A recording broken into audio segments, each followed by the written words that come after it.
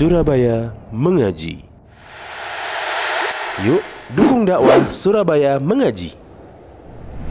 Salurkan harta terbaik Anda untuk operasional dakwah.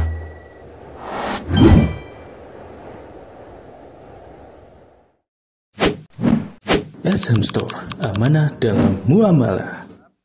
Keterangan tentang sikap ghulu terhadap kuburan orang-orang yang soleh akan menyebabkan kuburan tersebut berubah menjadi berhala-berhala yang disembah selain Allah Azza wa Jalla.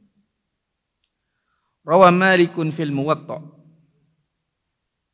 Al-Imam Malik rahimahullahu ta'ala meriwayatkan satu hadis dalam kitab beliau Al-Muwatta, anna Rasulullah sallallahu alaihi wasallam qala, bahwasanya Rasulullah sallallahu alaihi wasallam beliau bersabda, Allahumma la taj'al qabri wathanan yu'bad.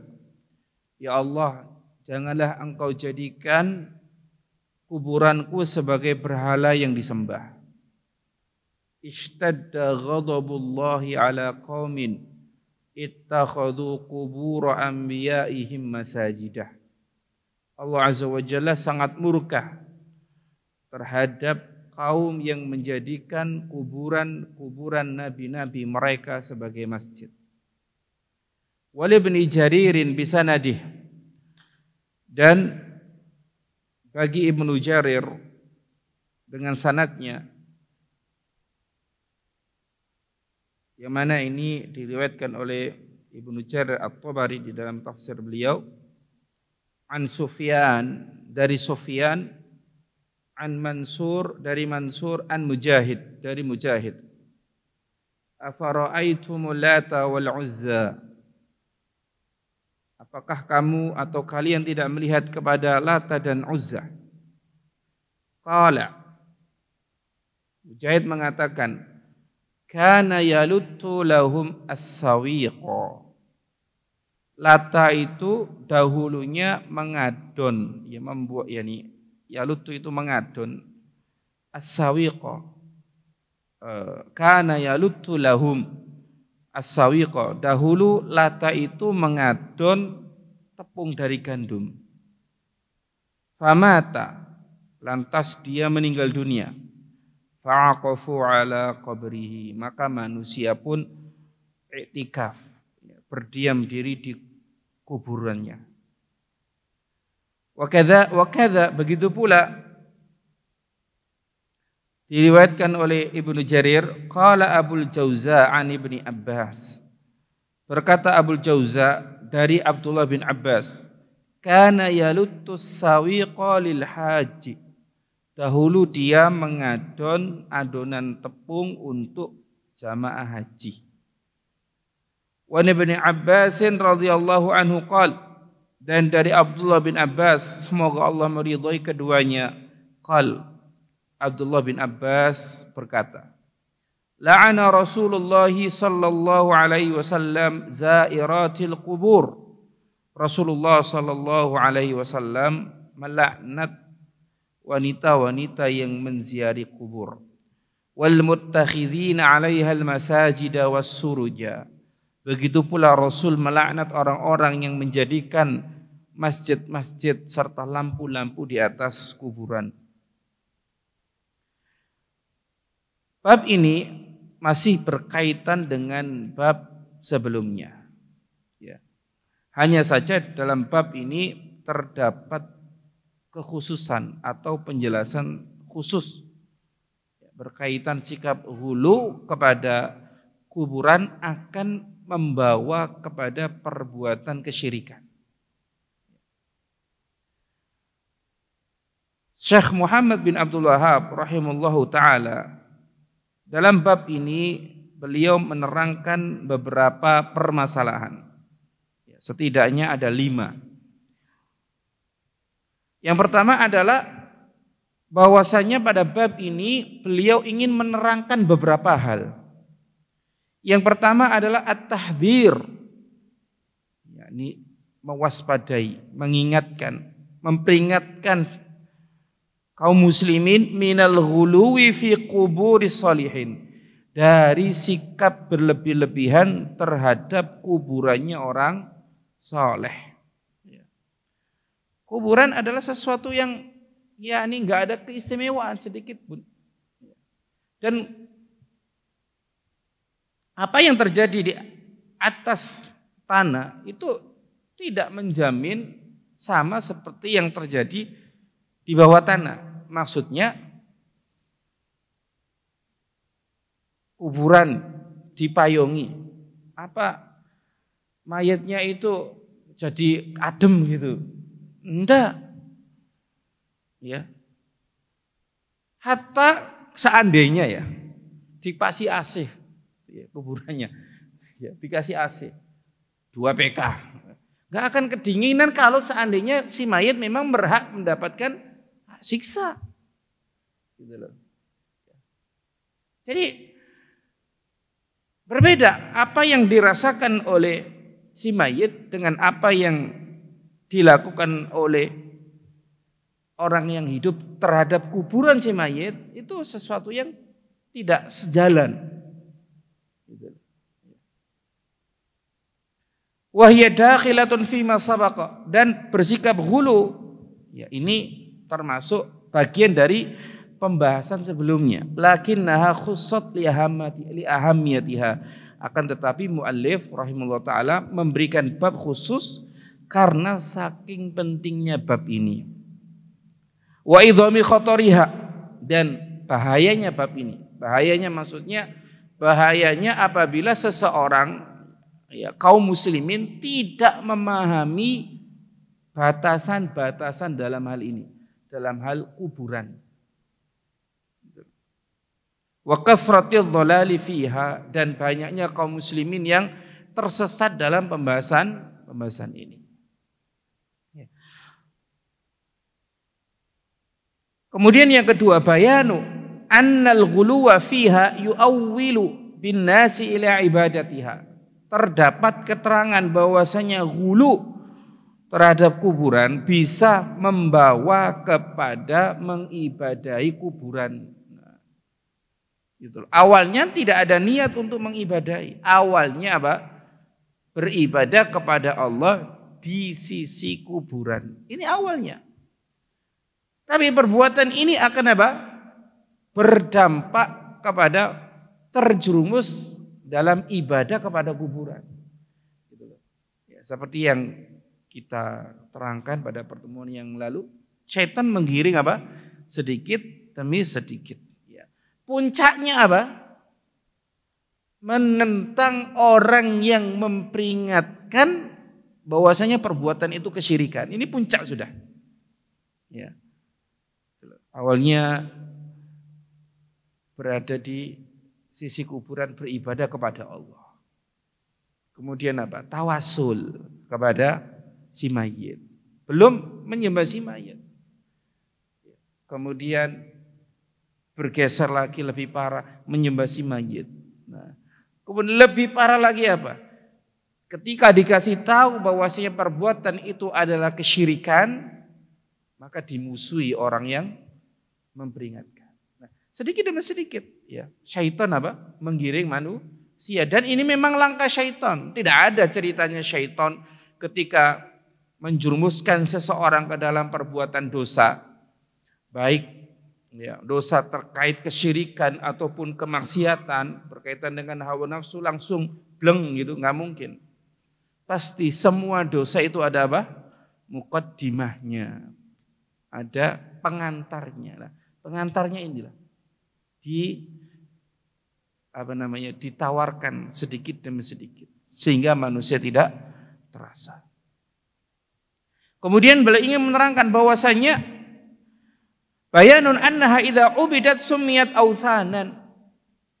Keterangan bahwasanya kuburan apabila diibadahi itu namanya berhala. Nah, ini beda antara apa? Sonaman sama authanan. Kalau sonam itu apa? Ada syakal, ada bentuknya. Kalau wasanan itu tidak berbentuk. Kuburan tidak ada bentuknya, nggak ada tangannya, nggak ada bentuk tangan, nggak ada bentuk kepala, nggak ada. Tapi ketika dia diibadahi, dia namanya ausanan, berhala. Sonaman pun artinya apa? Berhala. Namun lafadz sonam digunakan untuk apa? Sesuatu yang diibadahi selain Allah yang memiliki apa? Rupa, patung, gambar, itu sonam. Tapi kalau tidak memiliki rupa, itu disebut wathanan. Tapi kalau kita terjemahkan ke dalam bahasa Indonesia, artinya satu, yaitu berhala. Walau kanat kubur sholihin, meskipun yang diibadahi itu kuburannya orang soleh, tetap dikatakan berhala. Li'annal wathana, karena yang namanya berhala, al-wathan, kullu ma'ubida min dunillahi, segala sesuatu yang disembah selain Allah, min qabrin, baik berbentuk kuburan, au hajarin atau batu, au syajarin atau pohon. Semuanya enggak ada baru rupanya. Ya, ini permasalahan yang pertama. Ada 3 hal yang ingin disampaikan oleh muallif. Memperingatkan manusia agar tidak hulu kepada kuburan orang-orang yang soleh. Kemudian sikap hulu tersebut akan membawa kepada menyembah kuburan tadi. Dan yang ketiga, ketika kuburan sudah disembah, maka kuburan itu sudah bisa dikatakan apa? Berhala. Kemudian permasalahan yang kedua. Dzakara al-musannifu fil babi ma yadullu ala anna ittikhadal qabri masjidan yaj'aluhu wathanan yu'bad. Beliau membawakan dalil pada bab ini yang menerangkan bahwasanya menjadikan kuburan sebagai masjid berarti telah menjadikan kuburan tersebut berhala yang disembah selain Allah Ta'ala. Apa dalilnya? Dalilnya adalah sabda Rasul sallallahu alaihi wasallam, Allahumma la taj'al qabri wathanan yu'bad. Ya Allah, janganlah engkau jadikan kuburanku sebagai berhala yang disembah. Nah, ini Rasul sallallahu alaihi wasallam sudah memperingatkan kepada umatnya agar tidak hulu kepada kuburan ataupun bahkan menyembah kuburan. Kalau kuburannya Rasul saja tidak boleh disembah, ya, apalagi kuburannya selain Rasul, gitu loh. Ya. Kalau Rasul Sallallahu Alaihi Wasallam pasti kita yakin, seyakin-yakinnya dapat nikmat di dalam kuburnya. Yakin, ya. Itu saja tidak boleh disembah. Nah ini kok ada orang yang menyembah seseorang yang sebenarnya tidak diyakini, tidak bisa dipastikan dia dapat nikmat atau tidak. Gitu loh. Ada orang yang nampak soleh misalnya, kita ketahui soleh gitu kan. Kemudian dia meninggal dunia. Kita hanya bisa mampu mengatakan semoga dia mendapatkan nikmat. Tidak ada yang bisa mengatakan pasti si fulan dapat nikmat, pasti tidak ada. Gitu. Ya. Ini sebagaimana yang kita terangkan pada beberapa pertemuan yang lalu. Ya. Kenapa tidak bisa disamakan antara Nabi dengan orang-orang yang di bawah Nabi, meskipun derajatnya itu soleh? Kenapa? Karena kalau Nabi SAW itu solehnya zahir wa batin, gitu loh, zahir wa batin. Nah, adapun orang selain Nabi, kita hanya bisa melihat apa?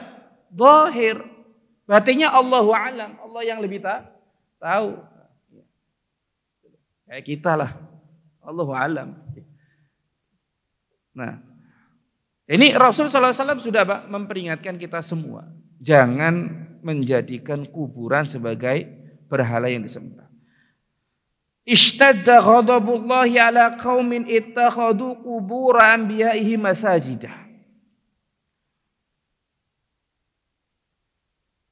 Allah Subhanahu wa taala sangat murka terhadap suatu kaum yang menjadikan kuburan-kuburan nabi-nabi mereka sebagai masjid.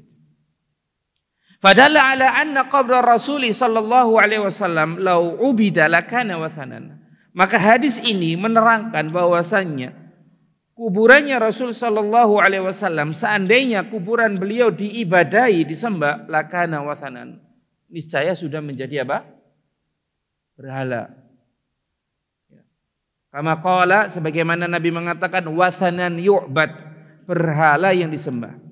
Wa idza kana hadza fi qabrin nabi, dan apabila hal ini terjadi pada kuburannya Nabi, fama dhannuka bi ghairihi minal quburi allati yad'uha wa ya'buduha an-nas.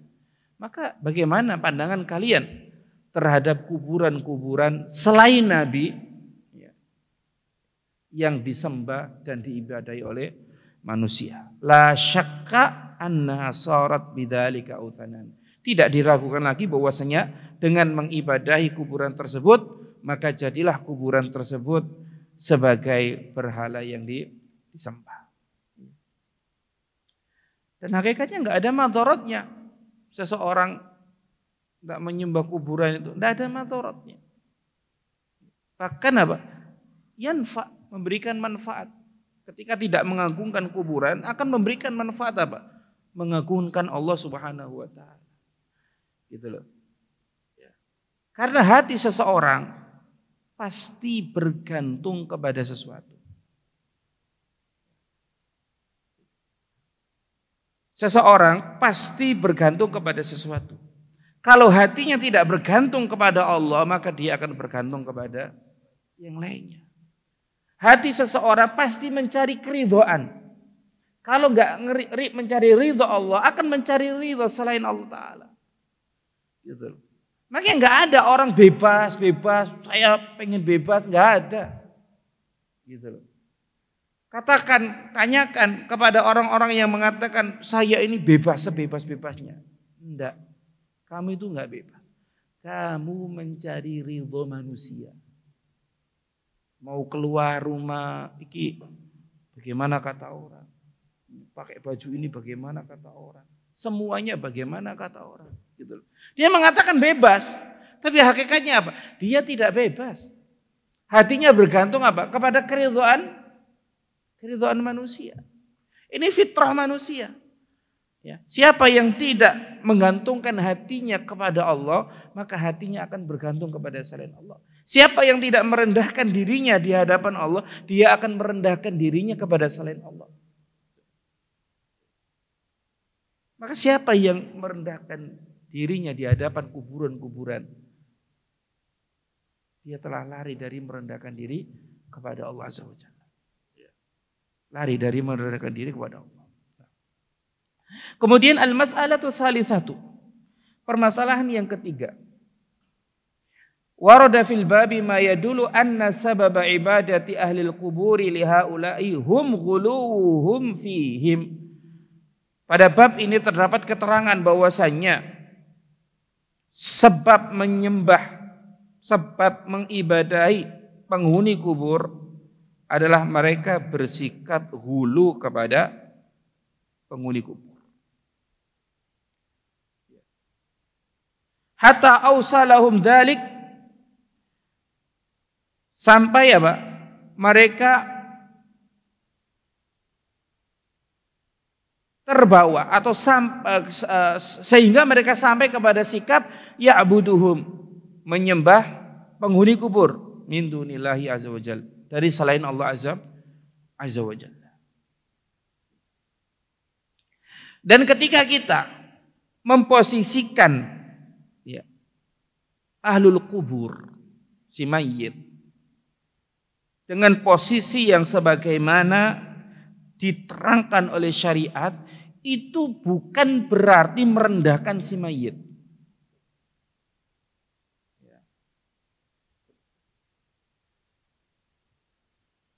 Syariat hanya memerintahkan kita semua untuk mendoakan si mayit, tidak lebih. Mendoakan, tentu dengan tata cara yang disyariatkan oleh Rasul sallallahu alaihi wasallam.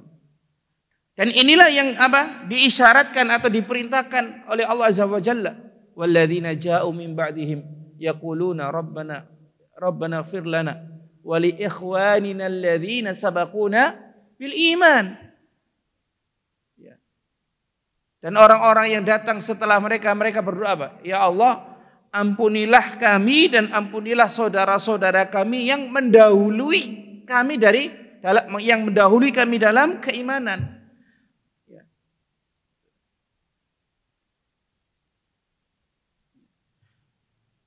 Begitu pula ketika misal menyalahkan satu amalan yang pernah dilakukan oleh nenek moyang.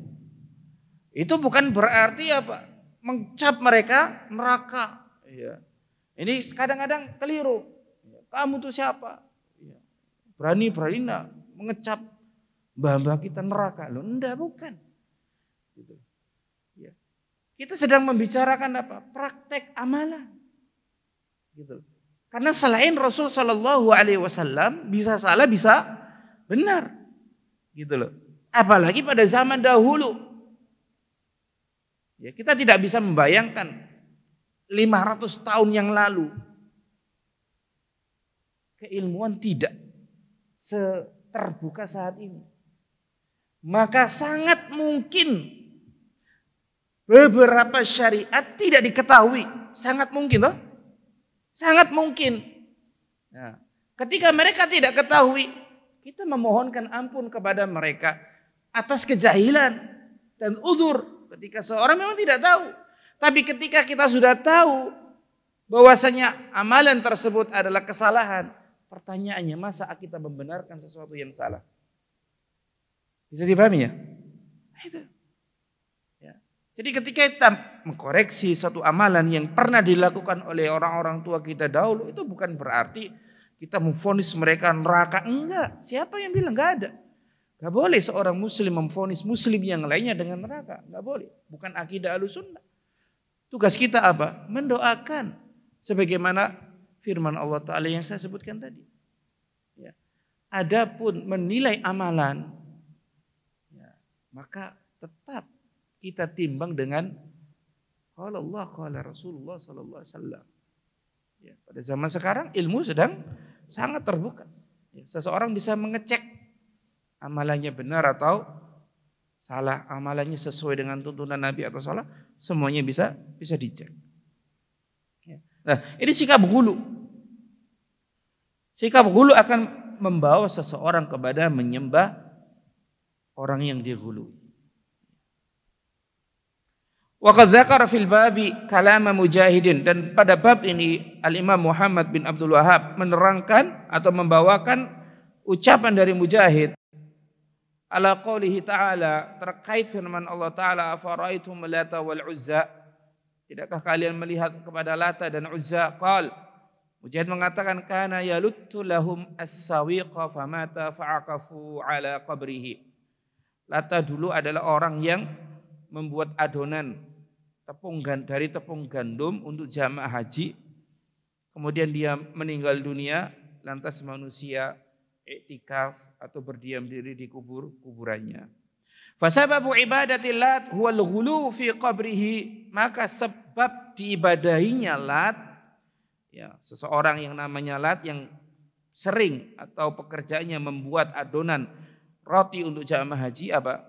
Sebab laki-laki tadi diibadahi adalah al-ghulu fi qabrihi hatta sara wathanan yu'bad, yaitu ghulu terhadap kuburannya sampai jadilah kuburan tersebut wathanan yu'bad, berhala yang disembah.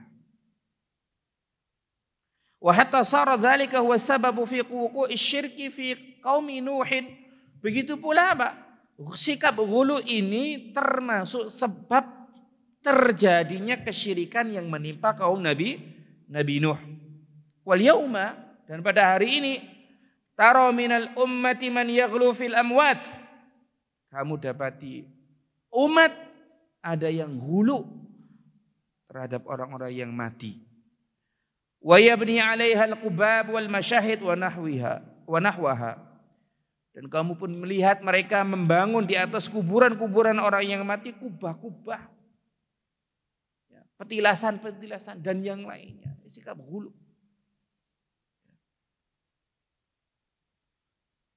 Wal mas'alatur rabi'ah, dan permasalahan yang keempat.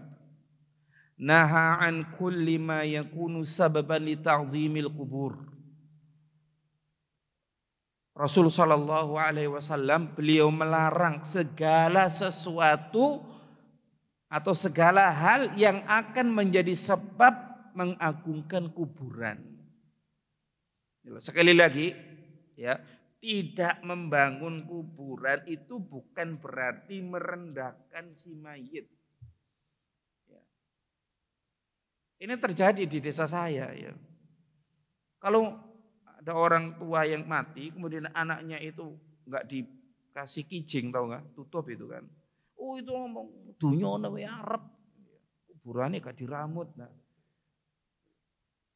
Warisane wae kayak royoan. Kuburane wong tuwei gak diramut. Nah. Itu enggak tahu di sini ya terjadi apa enggak. Ya sama aja. Ya gitu. Nah, ini terjadi apa? Karena al-jahlu, jahil kepada syariat. Ya. Jadi seakan-akan ya, bentuk bakti yang benar itu membangun kuburan orang tua.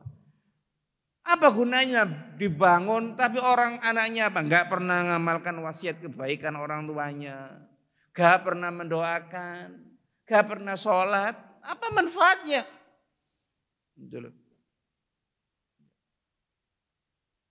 Bangunan yang di atas kuburan tadi itu wallahi enggak akan berpengaruh kepada si mayit. Seperti yang saya sampaikan. Entah itu dikasih tutup, dikasih apa gitu. Kasih payung, jadi adem itu enggak. Yang bermanfaat bagi si mayit itu apa? Doanya, doa dari anak-anaknya. Idza mata ibnu Adam in qata'a amaluhu illa min thalathin. Shadaqatin jariyatin au ilmun yuntafa'u bihi au waladin shalihin yad'u. Anak pertama ya, sedekah jariyah. Sedekah jariyah. Dan ada penjelasan di kalangan para ulama, seandainya ada yang hidup bersedekah dengan niat untuk si mayit sampai pahalanya. Kemudian ilmu yuntafa'a bihi. Kadang mungkin orang tua ngajarkan anaknya saat kecil. Ngajarkan kebaikan, diingat-ingat apa ya yang dulu bapak ibu ajarkan. Diingat-ingat. Oh iya, kudu baik sama tetangga. Diamalkan, dapat pahala. Gitu. Gak mesti harus jadi ngamalkan kebaikan, ngajarkan kebaikan ustadz tok, enggak. Gitu loh. Makanya orang tua jangan lupa mengajarkan anaknya. Terutama Al-Fatihah. Gitu loh. Rugi kalau ada orang tua anaknya hafal Al-Fatihah dari orang lain. Itu sangat rugi besar. Gitu. Saya pernah diceritain, ada seorang lulusan S3, perempuan, itu ditawari ngajar di kampus ini, kampus itu, nggak mau. Maunya apa, Bu? Saya mau ngajar TK. Loh, S3 ngajar TK, kenapa? Saya ingin dari saya banyak anak-anak hafal Al-Fatihah. Sederhana toh. Ya. Kalau kita mikir dunia, oh kajani piro guru guru TK itu. Ya, sedikit ya. Tapi coba perhatikan. Saya ingin anak-anak TK ini hafal Al-Fatihah dari saya. Ada enggak kaum muslimin yang tidak membutuhkan Al-Fatihah? Enggak ada. Semuanya membutuhkan Al-Fatihah. Karena di antara rukun sholat adalah Al-Fatihah. Berapa pahalanya? Nah makanya apa? Yang dibutuhkan si metode ilmun yuntafa'u bihi. Diingat-ingat kita sebagai seorang anak ya. Insya Allah semuanya sebagai seorang anak. Diingat-ingat apa yang dulu kebaikan yang pernah diwasiatkan, diajarkan oleh orang tua kita. Diingat-ingat, amalkan. Gitu loh. Insya Allah orang tua kita akan dapat pahala dari kebaikan yang kita kerjakan. Karena ini adalah didikan mereka. Kemudian yang ketiga apa? Waladun solihun yad'ulah. Anak soleh yang mendoakan orang tuanya. Dan ciri anak yang soleh adalah anak yang mendoakan kedua orang tua. Kalau kita nggak pernah mendoakan kedua orang tua, bisa-bisa kita ini mungkin bukan anak soleh, tapi anak yang toleh. Ya.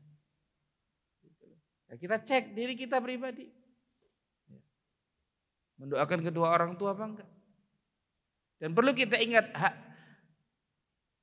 hal jazaul ihsan illal ihsan.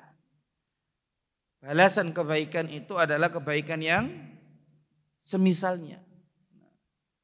Ketika kita berbuat baik kepada kedua orang tua kita, insya Allah Allah Ta'ala akan membalas dengan anak-anak kita yang berbakti kepada kita. Kadang kita sudah didik dengan baik, pokoknya sudah kita didik dengan baik. Tapi kok enggak bakti ya? Nah, mungkin kita kurang dari sisi bakti kita kepada kedua orang tua. Kita pernah menyakiti hati mereka, gitu loh. Ya. Kalau masih hidup, minta maaf. Kalau meninggal dunia, banyak-banyak baca istighfar, memohonkan ampun untuk mereka. Gitu.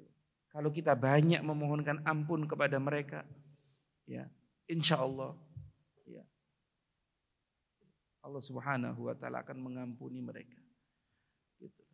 Ya. Dan bakti itu tidaklah berhenti dengan wafatnya orang tua. Bakti kepada orang tua itu berhenti dengan wafatnya kita. Gitu. Jika orang tua sudah meninggal dunia, kono bakti enggak? Masih. Karena bakti kepada orang tua itu amalan orang hidup, bukan amalannya orang mati. Kalau seorang sudah meninggal dunia, sudah selesai. Dia enggak bisa berbakti lagi kepada kedua orang tua. Saya ada cerita, memang bukan dalil ya, tapi sebagai penguat saja. Karena saya baca buku itu terkait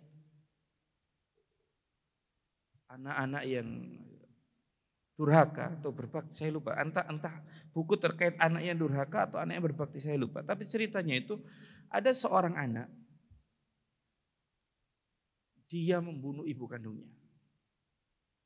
Kejadiannya di Mesir. Maka mahkamah Mesir mengatakan memvonis hukum mati. Tapi gak langsung. Saat menunggu jeda meninggal dunia ini, menunggu jeda eksekusi, ternyata si anak ini nyesal dan bertobat kepada Allah Subhanahu Wa Taala. Dia ingin menebus kesalahannya. Dia kan dosa membunuh orang tua besar itu. Dia ingin menebus kesalahannya. Apa yang dia lakukan? Dia berusaha sekuat mungkin, sungguh-sungguh tidaklah dia dihukum, melainkan dia harus hafal Al-Quran. Kenapa? Karena dia ingin memakaikan mahkota untuk ibunya yang dia bunuh di akhirat kelak. Akhirnya usaha hafal Quran, ya di penjara. Berubah jadi orang yang soleh, ya. Sampai akhirnya sampai apa? Dia berhasil menghafal Al-Quran.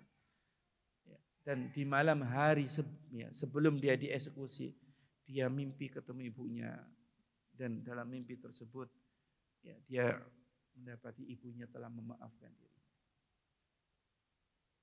Ya, ini cerita, ya, bahwasanya apa? Ya, kita bisa masih memperbaiki apa? Hubungan kita dengan orang tua, meskipun orang tua telah wafat, dengan banyak beristighfar, memohonkan ampun untuk kedua orang.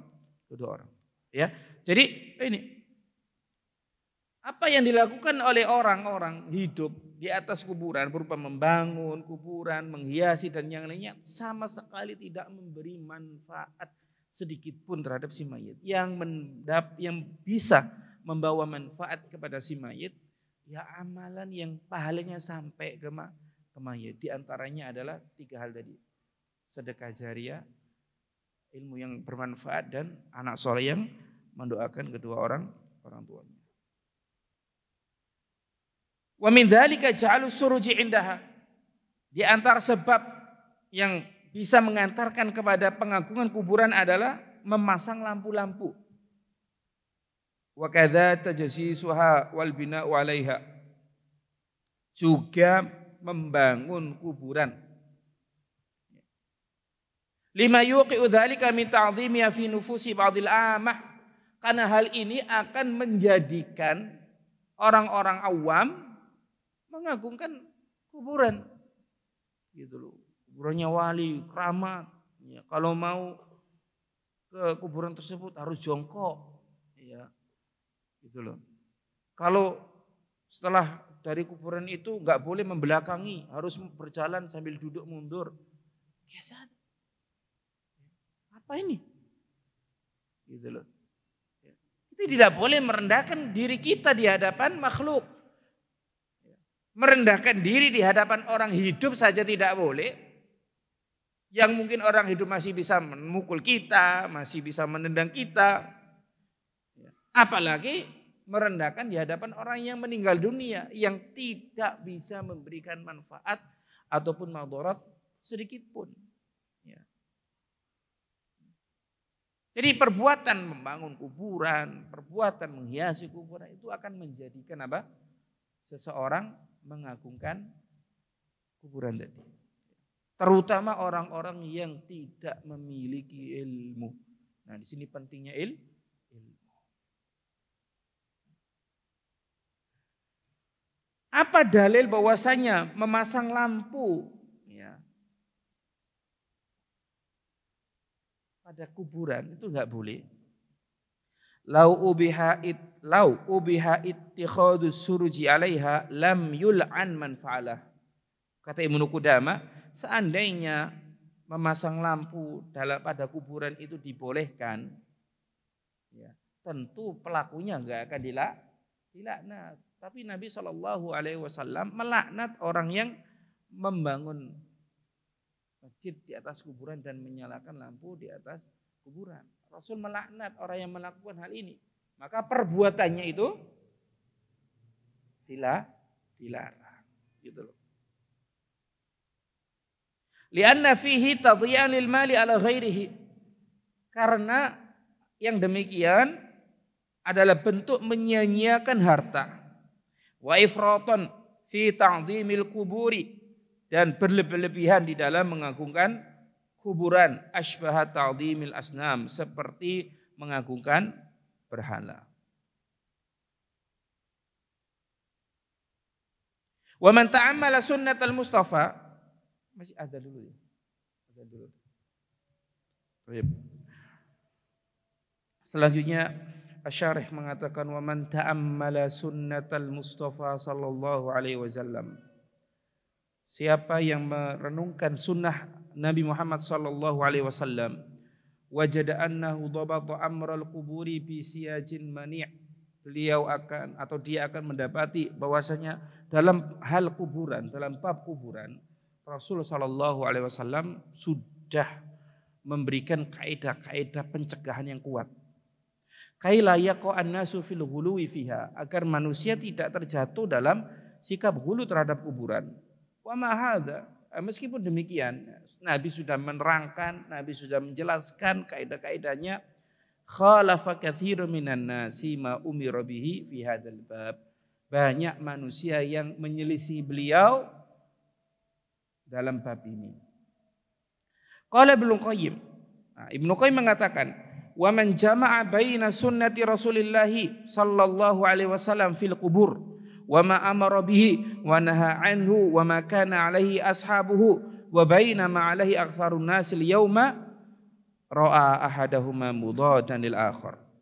Siapa yang mengumpulkan keterangan terkait sunnah Rasul sallallahu alaihi wasallam dalam bab kuburan, juga mengumpulkan apa saja yang beliau perintah, apa saja yang beliau larang, serta bagaimana prakteknya para sahabat, dan dia bandingkan dengan apa yang dilakukan manusia pada hari ini, pada zamannya Ibnu Qayyim, apalagi pada zaman sekarang.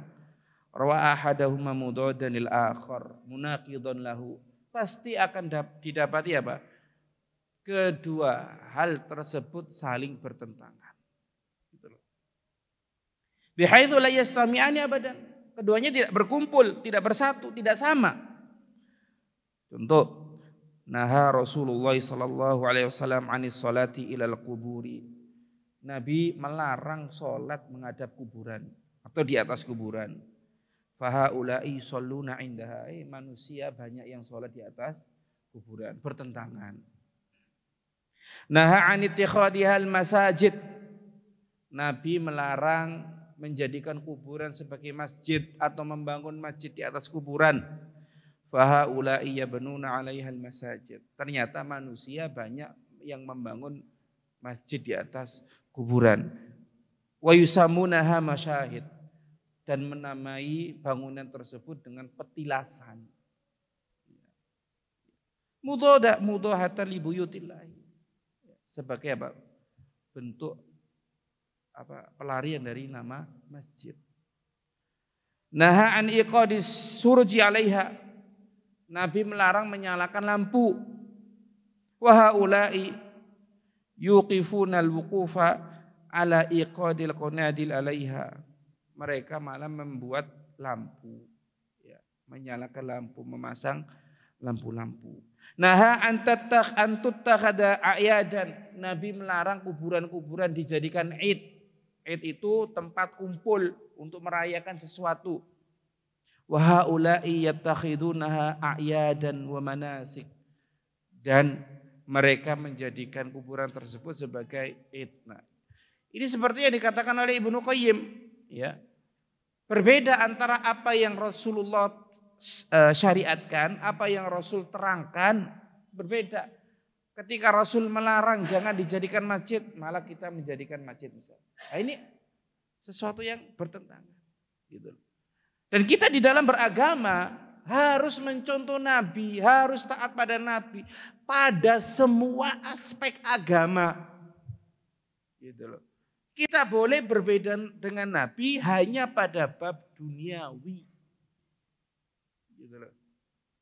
Kalau dalam perkara dunia, Rasul SAW mengatakan, antum a'lamu bi umuri dunyakum. Kalian lebih tahu tentang urusan dunia kalian. Gitu. Nabi dari Madinah ke Mekah pakai onta.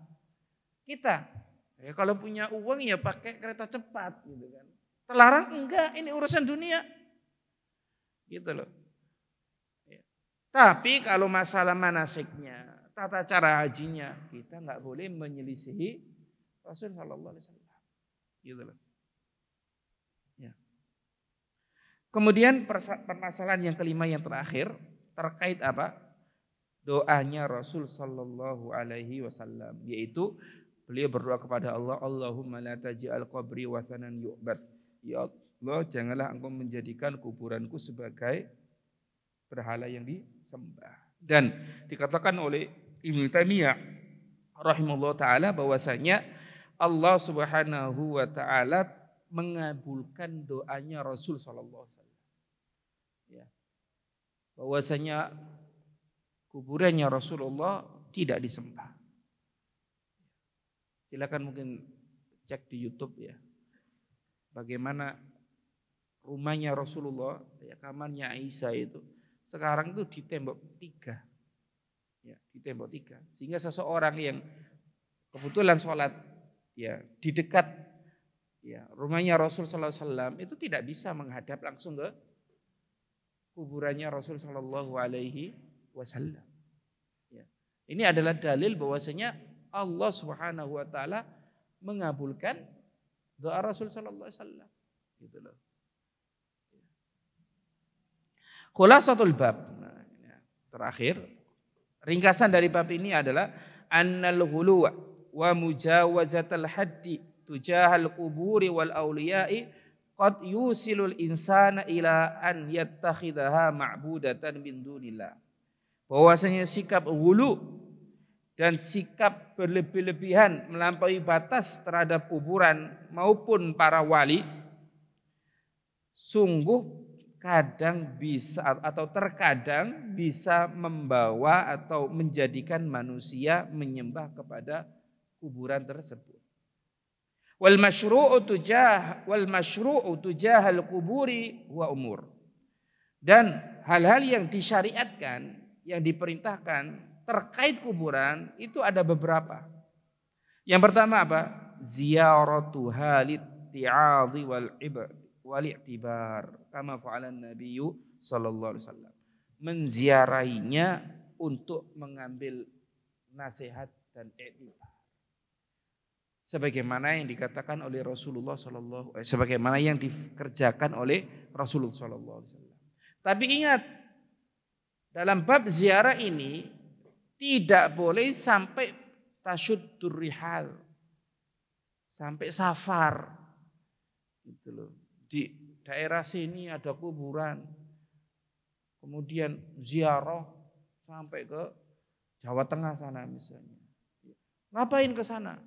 Ngambil ibrah loh, ngambil ibrah cukup di ziarah yang dekat. La tasyuddur rihali illa ila thalathatil masajid.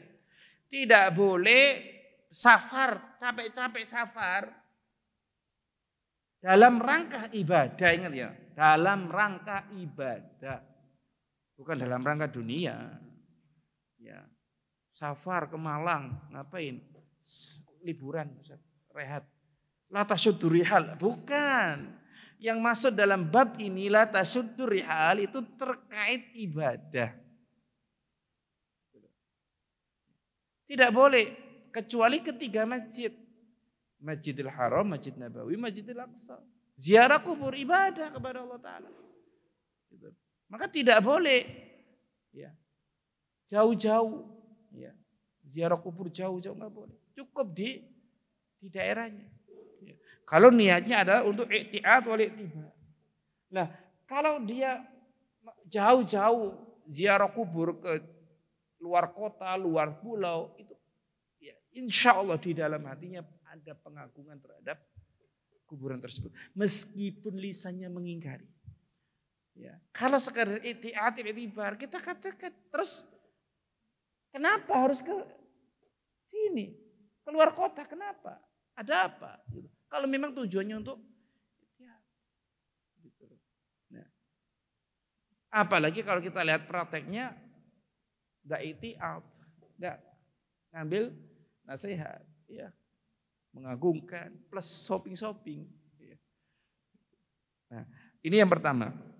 Kemudian ad-du'a'u lil muslim minhum, mendoakan ya, mayit, ya, mendoakan kebaikan pada si mayit. Kama fa'alan Nabi sallallahu alaihi wasallam ma'ahli Uhud wa ghairihim.